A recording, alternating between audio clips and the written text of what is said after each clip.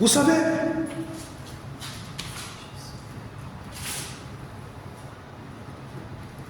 je me souviens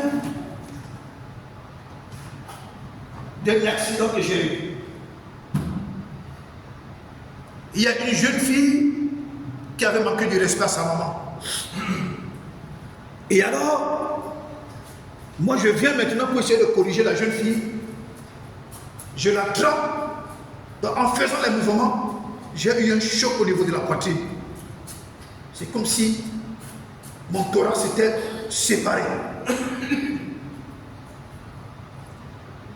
Cet accident m'a fait dormir pendant 3 mois assis. Je ne pouvais pas me m'allonger au lit. Quand je m'allongeais au lit, c'est comme si mon cœur s'arrêtait. Je dormais assis. Assis pendant 3 mois. Alors le pasteur Emmanuel en a tout fait. On doit rien. Le pasteur Emmanuel dit non.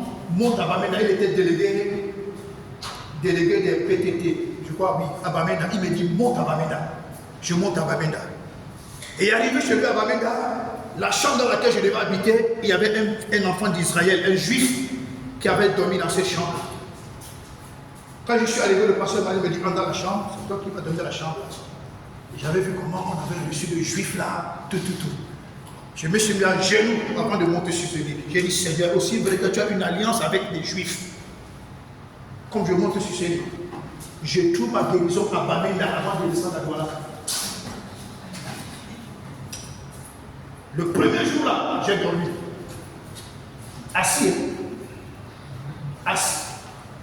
Le matin, maman lui dit, avec une de ses copines qui était la femme d'un colonel. Le colonel était médecin, docteur, à l'hôpital de Bamenda. Maman lui dit, ok, allons-y voir le colonel médecin. Arrivé chez le colonel médecin, j'ai dit au Seigneur, comme je parle, l'ordonnance qu'il va me faire, c'est toi, pas lui. Arrivé là-bas, il m'a prescrit juste un seul médicament. Or, à Douala, on m'a prescrit des médicaments par de suite.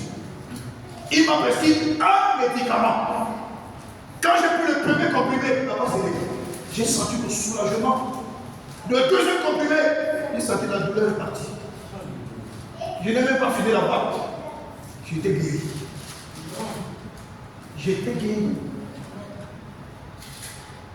Alléluia. Tu peux vivre des situations, mais aussi vrai que Dieu a sa main sur toi, aucune situation ne peut te tuer. Aucune. Même si tu manges du poison, ce poison ne va pas t'emporter. Alléluia.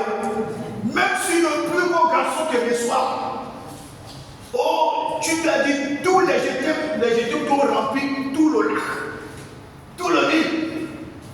Et puis un matin, le gars t'a dit, je te quitte. Même le fait qu'il t'a quitté, ça va pas te tuer. Tu vas pleurer, après tu vas essuyer les larmes. Tu continues ta marche. Et le jour où tu le croises en nous, il te regarde, il te sourit, ça va, tu dis, ça va. Alléluia. Amen. Je vous dis la vérité, frère. J'ai traversé des situations qui ne m'ont pas tué. Aucune situation ne va te tuer. Aucune. Amen. Quand Jésus nous prend de la boue, Jésus nous prend de la poussière, Jésus nous prend dans nos familles où la pauvreté a été enracinée, Jésus nous appelle à lui, c'est pour que nous soyons la fin de la bénédiction dans nos familles.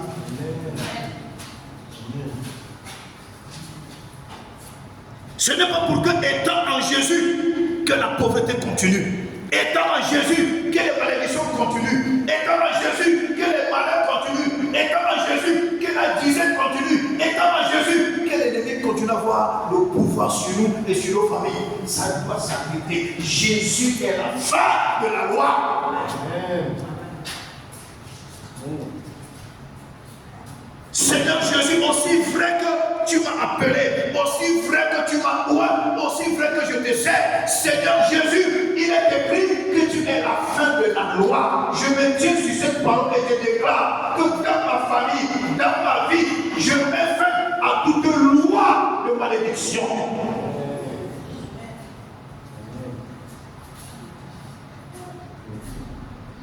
Alléluia.